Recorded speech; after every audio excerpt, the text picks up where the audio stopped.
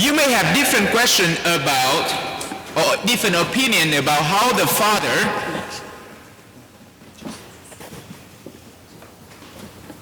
treating his two sons. You may have different opinions. And it's come from your background, your personal history.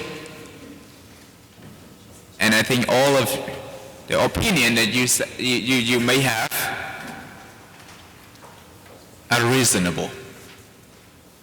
But today I want to offer a question.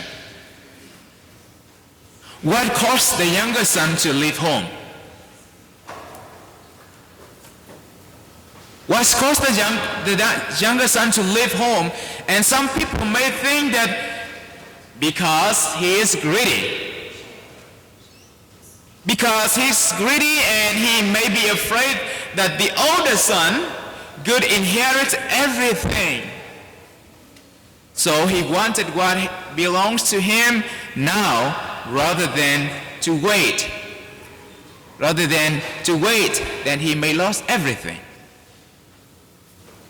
While others, people may think that he is a spoiled one. Who is the youngest children here? You and me and you. Who else? Yeah. People said the younger one is always spoiled. I admit that. Yes, I was. People may think that he is a spoiled because he is the younger one who always put himself before anyone else. In other words, he is selfish. While others may think that he has a hard head and is in hate to prove himself. All of those possibilities could be the reason and sound reasonable. But today, I want to offer a different approach by learning about the younger one through his older brother. At first glance, the older son seems to be dutiful and diligent. He always at work. However, it sounds to me that there's a lack of sincerity and intimacy in his attitude. Here's what he said. Look, all these years I have served you, and not once did I disobey your orders. Yes, you never gave me even a young goat to feast on with my friends. So apparently, he has never practiced his sonship, but servantship. By using the words serve, obey, order, he demotes himself to the position of a servant, not a son.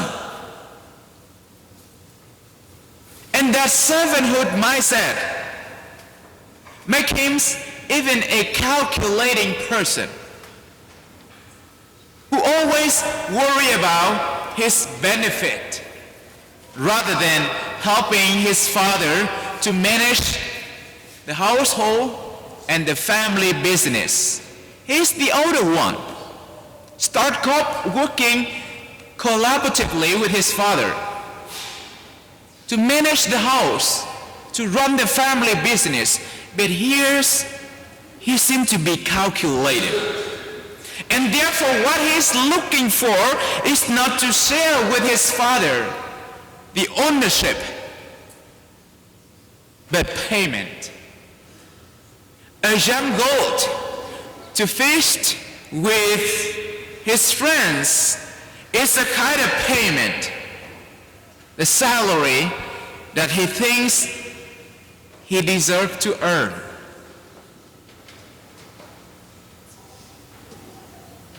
And if the beginning is that someone may think that he is a greedy one, a selfish one, who worry about losing his inheritance, come to this point.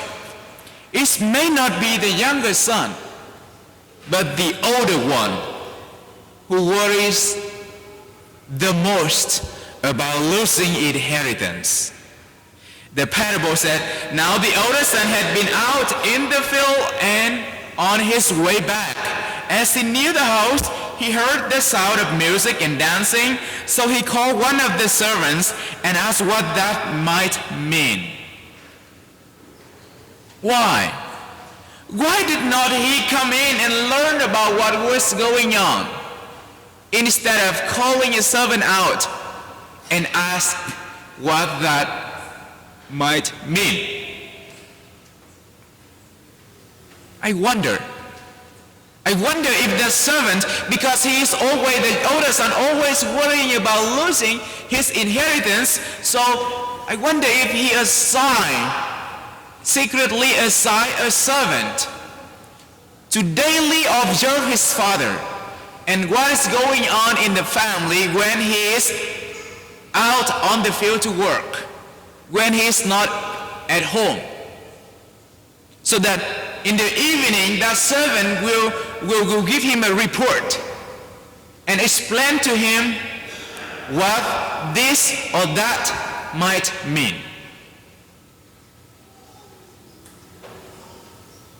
Lack of trust. So the more I think about the older son, the more I'm convinced that there's a lack of trust, a lack of sincerity. Even though apparently he seemed to be diligent, dutiful, but deep down there's a lack of sincerity and intimacy. And the younger son, living in this domestic environment, he may get tired. He may feel frustrated. He may feel disappointed with the way that his brother behaved. And I wonder, is because of that, he decided to leave home so that he can get out of that stuffy atmosphere. So dear brothers and sisters, the disappointment that the younger son gets is somehow not unfamiliar to us, because it represents the disappointment that many young people have experienced when dealing with problems in their families and in the church. Some of them may get tired with those who think that they are devoted, but indeed have not owned their faith.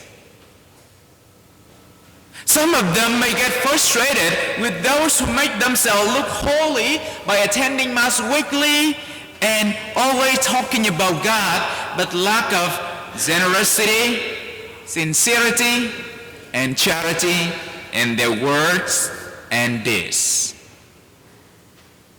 And some of them may even been hurt, been disappointed by the church leaders who are representing Christ, but committing unethical things. So if the youth decided to live, to run away, to be prodigal, maybe we have to question ourselves. Maybe we have to ask ourselves, have I done anything that distanced them from the church? Have I done anything that distance them from the Lord.